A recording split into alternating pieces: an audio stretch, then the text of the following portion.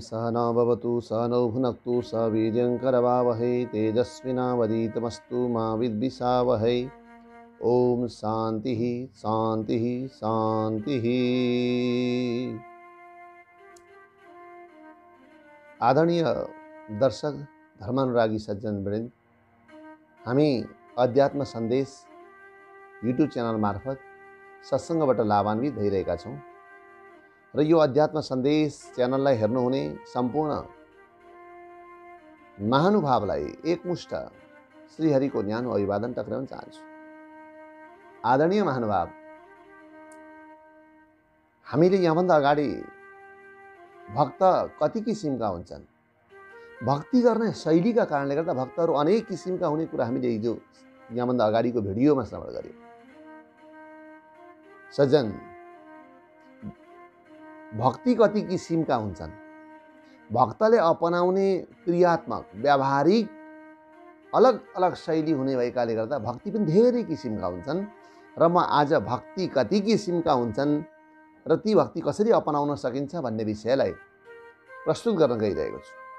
धैर्यतापूर्वक यो भिडियो सकिउन्जेलसम्म हेर्नुभयो भने अवश्य पनि यो कुरा बुझ्न सक्नुहुनेछ।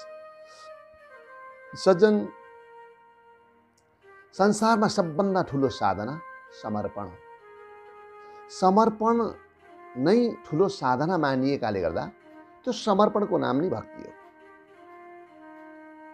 सशक्त सजीव कल्पनाको नाम नै भक्ति हो। सजीव कल्पना, निर्जीव कल्पना होइन, यसको नाम भक्ति हो। भक्तिमा विश्वास, सम्बन्ध र समर्पणको भाव रहन्छ। पहिलो विश्वास चाहिन्छ भक्ति गर्नका लागि, ईश्वरप्रतिको विश्वास। जसलाई भक्ति गरिँदैछ, जुन देवताको भक्ति गरिन्छ, ती देवताप्रति पूर्ण विश्वास। शङ्कामा भक्ति हुन सक्दैन। अर्को सम्बन्ध, हरेक प्रक्रियाद्वारा ईश्वरसँग सम्बन्ध जोड्नु पर्दछ। अर्को समर्पण भाव, सेलेन्डर भनेर भनिन्छ नि, समर्पित। सजन, प्राय गरेर 9 प्रकारको भक्तिलाई नवदा भक्ति भनेर मानिएको छ। 9 प्रकारको भक्ति भागवतमा वर्णन भएको छ, जसलाई नवदा भक्ति भनिन्छ। प्रहलादजीले सप्तम स्कन्द श्रीमद् भागवत महापुराण सप्तम स्कन्द 5औं अध्यायको 23औं श्लोकमा भन्नुहुन्छ भक्तिका प्रकार। श्रवणम कीर्तनम विष्णु स्मरणम पादसेवनम अर्चनम वन्दनम दास्यम सख्यमात्म निवेदनम। श्रवणम, श्रवण गर्नु श्रवण भक्ति, कीर्तन भक्ति, स्मरण भक्ति, पादसेवन भक्ति, अर्चन भक्ति, वन्दन भक्ति, दास्य भक्ति र सख्य भक्ति, अन्तिम भक्ति आत्मनिवेदन भक्ति। यी 9 प्रकारका भक्तिहरूलाई व्याख्या गरिएको छ। अब यी भनेका के हुन् त भन्दा, पहिली कुनै पनि देवता, चाहे भगवान शिवको होस्, शिव पार्वती गौरी शङ्कर भगवानको होस्, चाहे लक्ष्मीनारायण भगवानको होस्, चाहे सीतारामको भगवानको होस्, कसैको पनि भक्ति गर्दा पहिले श्रवणबाट भक्तिको सुरुवात हुन्छ। श्रवण भनेको सुन्नु हो। सिकाइको सुरुवात नै सिकाइका वेत्ताहरूले भन्नुहुन्छ चारवटा सिकाइहरू हुन्छन्। पहिलो सिकाइ भनेको सुनाइ हो। सुनेपछि मात्रै व्यक्तिले भन्न जान्दछ। दोस्रो बोलाइ हो। सुन्दै नसुनी बोल्न जानिँदैन। बोल्ने अभ्यास गर्ने व्यक्तिले सुन्नुपर्छ अनि मात्रै बोल्न जान्दछ। सुनाइ पछाडि बोलाइ, त्यसपछि पढाइ। त्यो बोलीलाई राम्रो बनाउन, मिठो बनाउन अनि शास्त्र सम्मत बनाउन, प्रमाणयुक्त बनाउन पढ्नुपर्छ। अनि पढेर मात्रै क्षमता अभिवृद्धि हुन सक्दैन, लेखाइको पनि विकास गर्नुपर्छ भनेर शिक्षा शास्त्रीहरूले बताउनु भएको छ। यी 4वटा स्किल, यी 4वटा प्रमुख कुरा हो। सुनाइ, बोलाइ, पढाइ, लेखाइ। त्यस्तै भक्तिमा पनि पहिलो श्रवणम भनेको सुनाइ भक्ति, सुन्ने भक्ति। भगवानका कथाहरू सुन्ने, राम्रा कुराहरू सुन्ने। सत्सङ्ग भनेकै भगवान परक विचार चिन्तन अनि भगवान परक कथावस्तु विषयवस्तुको श्रवण गर्नु श्रवण भक्ति। पहिलो भक्ति श्रवण भक्ति। किन नसुनी त एउटा धारणै बन्दैन मस्तिष्कमा। भगवत धारणा बनेपछि मात्रै भक्तिको प्रारम्भ हुन्छ। त्यसपछि कीर्तन भक्ति भनेको बोलाइ भक्ति, ईश्वरसँग जोडिएर हरेक कुरा प्रस्तुत गर्नु, हरेक दृष्टान्त उदाहरण हरेक कुरालाई ईश्वरसँग जोड्नु, ईश्वरको सम्बन्ध जोड्नु। श्रवण विश्वासमा हुन्छ, कीर्तन सम्बन्ध जोडेर हुन्छ। कीर्तन भक्ति, स्मरण भक्ति, स्मरण कुनै पनि कुरा भुलियो भने, सुनेको कुरा भुलियो भने त्यसलाई स्मरण गर्नु, प्रयत्नपूर्वक मस्तिष्कमा त्यसलाई ब्युत्याउनु, हराइएको चिजलाई खोतल्नु मस्तिष्कले, त्यो स्मरण भक्ति हो, भगवानको स्मरण गर्नु।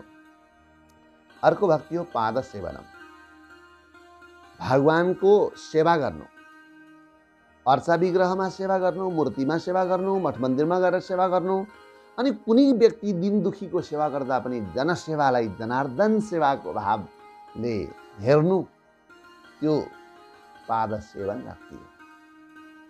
अर्को अर्चन, भगवान अर्चा विग्रहमा पूजन यजन गर्नु। अर्को वन्दनम, भगवानको वन्दना गर्नु, प्रार्थना गर्नु।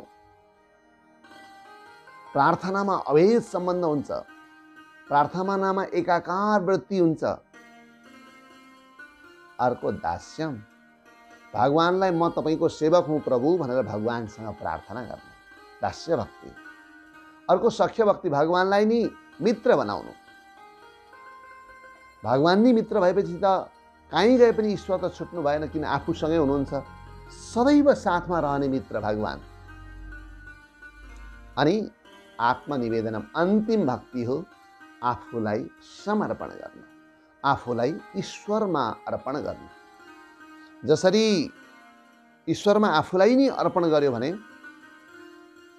उसका सुख दुःख सबै ईश्वरले नि आफै स्वीकार गर्नुहुन्छ, दुःख पनि सुखमा परिणत हुन्छ। यसरी 9 प्रकारका भक्तिहरूको वर्णन गरिएको छ। यी 9 प्रकारका भक्तिहरूमा सज्जन एउटी व्यक्तिले शरीरका अवयवबाट 9 प्रकारका भक्तिहरूलाई अलग अलग स्वीकार गर्न सक्छ। किन भन्दा श्रवणम एउटै अङ्गका यहाँ काम छैनन्। श्रवणम सुन्ने कान कानले गर्छ, कान ईश्वरका कथामा दिएको, कान भगवान राम्रा कुरा सुन्नमा दियो, त्यो श्रवण भक्ति भयो। कीर्तनम, कीर्तन मुखले गर्छ, जिब्राले गर्छ। मानसिक कीर्तन र वाचिक कीर्तन हुन्छ। वाचिक कीर्तन मुखले गर्छ, त्यो अलग्गै इन्द्रिय भयो, त्यो पनि गर्न सकियो। स्मरण भक्ति मस्तिष्कले स्मरण गर्छ। पाद सेवनम, हातले सेवा गर्छ। अर्चना, हातैले पूजा गर्छ। वन्दना अन्तर हृदयबाट हुन्छ। दास्य भाव पनि अन्तर हृदयबाट, सख्य भाव पनि अन्तर। यी सबै भक्तिमा सद्भाव सँगसँगै छ भने मात्रै भक्ति सुन्दर हुन्छ। सज्जन जिज्ञासा हुन सक्छ, यी 9वटा भक्ति त सबै गर्न सकिएन, एउटै मात्रै भक्ति गरियो भने चाहिँ बेडा पार हुन्छ कि हुँदैन, जीवन सफल हुन्छ कि हुँदैन भन्दा एउटा भक्ति मात्रै पनि सफल भयो भने व्यक्ति मोक्ष हुन्छ, सायुज्य मोक्ष प्राप्त गर्छ भनेर व्याख्या गरिएको छ। श्री विष्णु श्रवणे परीक्षित भवद वैयासकी कीर्तने प्रह्लाद स्मरणे तदङ्घ्रि भजने लक्ष्मी पृथु पूजने अक्रूरस्त्वभिवन्दने कपिपति दास्येथ सख्येऽर्जुन सर्वस्वात्मसमर्पणे बलिरभूत् कृष्णाप्तिरेषां फलम्। हेर्नुहोस्, 9वटा भक्तिका अलग अलग उदाहरण छन्, पौराणिक उदाहरणहरू हुन्। भगवानको स्मरण भक्तिमा को थिए, कसले स्मरण भक्तिबाट जीवन सफल बनाए भन्दा परीक्षित अवध, परीक्षित राजा परीक्षितले सुकदेवजी महामुनिबाट श्रवण गरेरै मोक्ष प्राप्त गर्नु। भागवतका प्रमुख श्रोता परीक्षित, राजा परीक्षित। अनि कीर्तन भक्तिबाट कसले जीवन सफल बनायो भन्दा वैयासकी कीर्तने, सुकदेवजी महामुनिले श्रवण होइन कीर्तन गरेर भनेर भगवानका कथा भनेर जीवनलाई भगवत गति लाभ गराउनु हो। स्मरण भक्ति कसले, प्रह्लादजीले स्मरण गरेरै कैयौँ सङ्कट आए पनि, प्रह्लाद स्मरणै कैयौँ सङ्कट आए पनि, भिरबाट लडाए पनि, पानीमा चोए पनि, अग्निमा लगे पनि प्रह्लादजी स्मरण भक्तिबाट सफल हुनु। तदङ्ग्री भजने लक्ष्मी, भगवानका चरणको सेवा गरेको सफल भन्दा लक्ष्मीजी सफल हुनुभयो। लक्ष्मीले भगवानकै चरणारविन्दको सेवन गर्दै गर्दै आफ्नो सम्पूर्ण जीवनै न्यौछावर गरिदिन् भगवानलाई। त्यही भएर भगवानकी अनपाइनी शक्ति भने कहिल्यै नछुट्ने वाली। अनि भगवानको पूजन गरेर चाहिँ कसले भगवानलाई प्राप्त गर्यो भन्दा लक्ष्मी। पृथु पूजने, पृथु महाराजले भगवानको पूजन यजन गरेरै जीवनलाई सफल बनाइदिनु भयो। यज्ञ गरेरै भगवत प्राप्ति भयो। अनि भगवानको वन्दना गरेर अन्तर हृदयबाट वन्दना गर्नाले कसले प्राप्त गर्यो भन्दा अक्रूरस्त्वविवन्दने कपिपति। अक्रूरजीले अभिवन्दन अन्तर हृदयबाट भगवानको वन्दनाद्वारा नै भगवानलाई प्रसन्न तुल्याउनु भयो। दास्य भावले, सेवक भावले भन्दा हनुमानजी दास्य त सख्य अर्जुन। कपिपति हनुमानजीले भगवानको दास्य भाव गरेरै, हनुमान त वीरासनमा जतिखेर भगवानका चरणमा जतिखेर दास्य भावद्वारा नै हनुमानजीले आफ्नो जीवनलाई सफल तुल्याउनु। सख्य भावले कसले? सख्य अर्जुन, सख्य भाव अर्जुनले मित्रको रूपमा भगवानलाई लिनुभयो, सारथी राख्नुभयो, सल्लाह लिनुभयो, सुझाव लिनुभयो। अनि सम्पूर्ण कार्यचित्र पनि भगवानद्वारै निर्देशन भयो। त्यही र अर्जुन महाभारतको युद्धमा सफल भए। अन्त पनि भारतवर्षको इतिहासमा अर्जुनको सफलता अत्यन्त गहिरो सफलता छ। गहिरा गहनतम रहस्यहरू छन् अर्जुनको सफलतामा। त्यो उनको भगवानसँगको सख्य भावद्वारा प्राप्त भएको सफलता हो।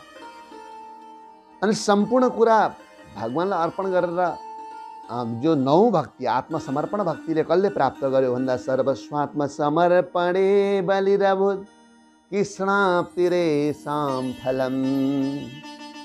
बलिले सबै कुरा भगवानलाई समर्पण गरेर अन्तिम भगवानलाई प्राप्त गर्नु भनेपछि सज्जन, यी श्रवण कीर्तन स्मरण पाद सेवन अर्चन बन्धन दास्य सख्य र आत्मनिवेदन 9 प्रकारका भक्तिहरूमा एउटै भक्तिमा पनि व्यक्ति निष्णात भयो, कुशल भयो भने उसले जीवन सफल बनाउने रहेछ। अनि भगवानकी यो भक्ति चाहिँ कसले गर्न मिल्छ? ब्राह्मणले मात्रै मिल्ने हो कि अरू जातिले पनि मिल्ने हो कि? यहाँ जातीय, वर्गीय, क्षेत्रीय, लैङ्गिक विभिन्न कुराको विभेद छैन त भक्तिमा भन्दा प्रहलादजी सप्तम स्कन्द भागवतको सप्तम स्कन्दको 7औं अध्यायको 50औं श्लोकमा के भन्नुहुन्छ? यहाँ विभेद छैन, भक्ति जसले गरे पनि हुन्छ। भक्तिमा कुनै जात, वर्ग, लिङ्ग, क्षेत्र, अवस्था, स्थिति केही पनि छैन। देवो सुर मनुष्यो वा यक्षो गन्धर्व एव वा भजन मुकुन्द चरणम स्वस्तिमान स्यात् यथा वयम। देवताले गरोस् ठिकै छ, असुरले गरे पनि भयो, मनुष्यले, यक्षले, गन्धर्वले, जोसुकैले किन नहोस्, भगवानका चरणारविन्दको सेवा गर्यो र समर्पण भाव रह्यो, विश्वास सम्बन्ध र समर्पण भाव ईश्वरप्रति रह्यो भने त्यसको जीवन सफल हुन्छ र त्यो जीवन सफल र सबल बनाउन सक्छ। ल 9 भक्तिमा एउटा भक्ति मात्रै पनि सुदृढ भयो, प्रमुख बन्यो, पुष्टि भयो भने, उद्दीप्त भयो भने व्यक्ति सफल हुँदो रहेछ। यसमा हेर्नुहोस्, एउटा कुरामा सबै यसमा निस्सन्देह रहौँ, कसैले पनि सन्देह गर्न आवश्यक छैन। भगवानको भक्ति जसले गरे पनि हुन्छ, मानव मात्रले गर्दा हुन्छ। किनभने मानवेतर प्राणीले त भक्ति गर्न जान्दैन, तै पनि कैयौँ कागभुसुण्डीहरूका कथा पनि रामायणमा आएका छन्। पशु प्राणीले पनि भगवानको भक्ति गरेका। त्यता नजाउँ हामी, मानव जोसुकैले भगवानको भक्ति गर्न सकिन्छ। किनकि ईश्वर त सबैका लागि, ईश्वर सर्वभूतानां हृदयेर्जुन तिष्ठति, सबैका अन्तर हृदयमा बस्ने ईश्वर त एउटै त हो, फरक छैन। व्यवहार होला, कसले के गर्छ, काम अनुसार, स्थिति अनुसार, संरचना अनुसार अलग अलग शैली होला, तर भगवत भक्तिमा केही पनि भेदभाव छैन। भक्ति अलग अलग, कुनै जात वर्ग भिन्न अलग अलग तरिकाले जोसुकैले गरे पनि फल प्राप्त गरेका उदाहरणहरू छन्। धेरै पक्षबाट विश्लेषण गरिएको छ। म एउटा पद्य सुनाऊ। व्यादस्य चरणं ध्रुवस्य च वयो विद्या गजेन्द्रस्य का जाति विदुरस्य यादव पते रुग्रस्य किं पौरुषं कुब्जाया कमनीय रूपमधिकं किं वा सुदां नो धनम्। भक्त्या तुष्यति माधव न च गुणै भक्ति प्रियो माधव। भक्ति त यस्तो चीज हो सजन, व्याधाले भगवान श्री कृष्णलाई अन्तिम समय पृथ्वीमा स्वरूप त्याग गरेर जाने समयमा, सशरीर भगवान लीन हुने समयमा भगवानलाई व्याधा, जरा नामक व्याधाले बाण प्रहार गर्यो। अन्तिममा भगवानसँग गयो, के भन्दै गयो, हे प्रभु, आफूलाई समर्पित गर्दै गयो, मलाई दण्ड दिनुहोस् प्रभु, मैले गल्ती गरेँ। भगवानले उसलाई के भन्नुभयो, व्याधा तिमी जाऊ, मेरो लोक गोलोकधाम गइहाल, तिमी गोलोकधाम पठाइदिनु। जीवनभर व्याधा पेशा गरेको व्यक्ति, प्राणीहरू हत्या गर्दै गरेको जराले समेत मोक्ष प्राप्त गर्यो। हेर्नुहोस्, भक्ति एकैछिनको समर्पणले, भगवानसँगको सान्निध्यताले। अनि त्यसले त कर्म पनि फरक पर्दो रहेछ, कुन कर्म गरेकोले भक्ति गर्ने। हेर्नुहोस्, जुनै कर्म गर्ने भए पनि अन्तिम समयमा भगवानलाई स्मरण गर्न सक्ने परिवेश सृजना भयो भने जीवन बन्द रहेछ, मोक्ष आउँदो रहेछ। अब उमेर धेरै चाहिन्छ होला नि त भक्ति गर्न, त अलि धेरै ठुलो भएपछि मात्रै भक्ति हुन्छ होला भन्दा होइन। ध्रुवस्य चाहिँ भयो, ध्रुव त 5 वर्षका थिए। बालक ध्रुवले 5 वर्षमा भगवानको भक्ति गरेर भगवानको दर्शन पाएर त्रिलोकीको ऐश्वर्य प्राप्त गरे। पछि मोक्ष भएर ध्रुव तारा बन्न पुगे। यो कथा हो। त्यसो भए विद्या धेरै चाहिन्छ होला, धेरै पढ्नुपर्छ होला, पिएचडी गरेकाले मात्रै प्राप्त गर्ला, आचार्य गर्नु पर्ला भन्दा होइन। विद्या गजेन्द्रस्यका, गजेन्द्रको विद्या के थियो, हात्तीको विद्या। के पढ्या थियो बिचरा जड हात्तीले, तर गजेन्द्र मोक्ष भए त भागवतमा। गजेन्द्र मोक्ष उपाख्यानै छ। त्यसले गर्दा विद्या पनि चाहिँदो रहन्छ भगवानलाई प्राप्त गर्न। अनि काजाति विदुर, त्यसो भए जात राम्रो चाहिन्छ होला भन्दा होइन। विदुर त दासीपुत्र हो, शूद्र भएर पनि उनले भगवानलाई प्राप्त गरे, भगवानको सान्निध्यता प्राप्त गरे। विदुरका भक्तिले भगवानलाई आफ्नै कुटियामा ल्यायो, विदुर खोज्दै गएनन्। त्यसो भए पुरुष पौरुषता धेरै चाहिन्छ होला, पराक्रम। उग्रस्य किम पौरुषम, यी कंसका पिता उग्रसेनको के त्यत्रो पराक्रम थियो, छोराले लगेर बन्दी बनाएर जेलमा खाँदिदिएको थियो, उनले पनि भगवानलाई प्राप्त गरे। त्यसो भए शरीर चाहिँ सुन्दर हुनुपर्छ होला, सुन्दर शरीरको आकार प्रकार सौँधिलो भएको भन्दा त्यो पनि होइन। किन भन्दा कुब्जाया कमनीय रूपम अधिकम, कुब्जाको त्यस्तो सुन्दर स्वरूप के थियो, 3 ठाउँ टेढीमेढी भएकी थिइन् कुब्जा, तिनले पनि भगवानलाई प्राप्त गरे। त्यसो भए सम्पत्ति चाहिँ साह्रै धेर चाहिन्छ होला, धनीले मात्रै भगवानलाई प्राप्त गर्छ होला। किन, राम्रो मन्दिर बनाउन सक्छ, राम्रा चिज चढाउन सक्छ, होइन होइन। किम्बा सुदाम्नो धनम, सुदामासँग के धन थियो, केही नभएर 4 घरको कनिका मागेर एउटा झुत्रो कपडामा को ताला बोकेर कृष्ण भेट्न गएका सुदामा कति सम्पत्तिवान, कति मनवान, मनस्वी, जीवनको कायापलट भयो। त्यसले गर्दा सुदामाले भगवानलाई नै प्राप्त गरे। अन्तिम सम्पत्ति पनि नचाहिँदो रहेछ भनेपछि के चाहिएन भन्दा भगवानको भक्ति गर्न पेसाले व्यवधान गर्दैन। जुनै पेसा व्यवसाय गरे पनि विद्याले फरक पार्दैन। धेर थोर पढेको भन्ने हुँदैन, नपढ्नेलाई झन् विश्वास हुन्छ, तर्क कम हुन्छ। तर्क नभएपछि जे हो त्यसैमा उसले विश्वास गर्छ। राम्रा कुरा सुन्यो, सुन्न पायो भने उसलाई त्यही दृढ बन्छ। तर्क विद्या भएकाले त काँडछाँड गरेर थोरै मात्रै लिन्छ, त्यो पनि नलिन सक्छ अहमताले, म ऊभन्दा के कम भनेर। त्यसले गर्दा जातिको कुरो भएन। विदुरले पनि भगवानलाई प्राप्त गरे, पराक्रमले पनि भगवानलाई प्राप्त गर्ने होइन रहेछ भनेपछि सुन्दरता, शारीरिक रूप बनोटको सुन्दरता पनि चाहिँदो रहन्छ। सम्पत्तिको त कुरै भएन। केले भगवान खुसी हुनुहुन्छ? भक्त्या तुष्यति माधव न च गुणै भक्ति प्रियो माधव। केवल भगवत भक्ति भयो भने भगवान अत्यन्त प्रसन्न हुनुहुन्छ, अरू केही पनि चाहिँदैन। त्यसले गर्दा सज्जन, हामी जहाँ जहाँ छौँ, जे गर्दैछौँ, जुन जुन अवस्थामा छौँ, त्यहीबाट भगवानको भक्ति गर्न सकिन्छ। भगवानलाई धेरै कुरा दिइराख्नु पर्दैन। भगवानलाई मन दिए पुग्छ, अन्तर हृदय दिए पुग्छ, अन्तर हृदय सफा भए पुग्छ। अन्तर हृदय सफा बनाउनु नै प्रमुख उद्देश्य। मनसं शुद्धिरित्येत तपो मानसमुच्यते। भगवान गीतामा भन्नुहुन्छ, हेर, मनलाई पवित्र बनाउनु नै मानसिक तपस्या हो। त्यसबाट भगवान शीघ्र प्रसन्न हुनुहुन्छ। त्यसले गर्दा भक्तिमा कुनै जात वर्ग लिङ्ग क्षेत्र कुनै अवस्था देश विदेश केही पनि रहँदैन। हामी जहाँ जहाँ छौँ हरेक कर्मलाई सम्पूर्ण कर्मलाई धर्मलाई कर्म बनाउन सकिँदैन। धर्मलाई कर्म बनाउने व्यक्तिले भ्रष्टाचार गर्छ, धर्ममाथि शोषण गर्छ। तर हरेक जे कर्म गरिँदैछ त्यसलाई धर्म बनाउनुपर्छ। कामचोर प्रवृत्ति राख्नु हुँदैन। आफूले गरिएका कर्महरूमा त्यो जीवनको सफलतासँग जोडिन्छ। अनि सज्जन, रामलाई काम बनाउन साह्रो छ। हरे राम भन्दै झ्याली बोकेर हिँड्ने माग्ने व्यक्तिहरू कैयौँ पाइन्छन्। त्यसले गर्दा रामलाई काम होइन, हरेक कामलाई राम बनाउनुपर्छ। व्यापार गर्नेले त्यही राम देख्नुपर्छ। किन राम भनेको इमान्दारी हो, राम भनेको आदर्श हो, राम भनेको सफल हो, राम भनेको सबल हो, राम भनेको शान्ति हो। हरेक कुरा हो राम, ईश्वर हो। त्यसले गर्दाखेरि रामलाई काम होइन, कामलाई राम बनाउने अभ्यास गर्नुपर्छ। त्यसमा जीवनको अपरिमित आनन्द रहेको छ। यो जीवनको अत्यन्त गहनतम रहस्य पनि हो। त्यसले गर्दा सज्जन, भगवानको चरणमा भक्ति गर्यो भने त्यसको जीवन सफल हुन्छ। मैले आज यो भिडियोमा 9वटा भगवानका भगवत भक्ति, जसलाई नवदा भक्ति भनिन्छ, यी भक्तिहरूको विषयमा र यी भक्ति ककलले गरे भन्ने विषय र भक्ति ककलले गर्न मिल्छ भन्ने विषयमा मैले प्रस्तुत गरेँ। भक्तिको कुनै पनि भगवानको सेवाको, भगवानको भक्ति गर्नमा कुनै पनि रेखा कोरिएको छैन। किन हामीले व्यवहारमा कोर्यौँ होला, तर व्यवहारमा कहीँ कोरेको हुनसक्छ।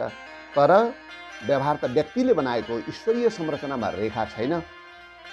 र यो सुन्दर यो श्री भगवानका चरित्रहरू, यी राम्रा खालका विषयवस्तुहरू र जीवनोपयोगी कुराहरूलाई अधिकाधिक सेयर गरौँ र सब्सक्राइब गरौँ। यो सत्सङ्गमा सदैव जोडिनको लागि सहज हुन्छ। बेल आइकन पनि बजाइदिनु होला। अनि लाइक कमेन्ट गरेर रचनात्मक सृजनात्मक सहयोग पुर्याइदिनु हुन समेत सबैलाई हार्दिक हार्दिक अनुरोध गर्दै आजको प्रवचन यही पूर्ण भएको छ।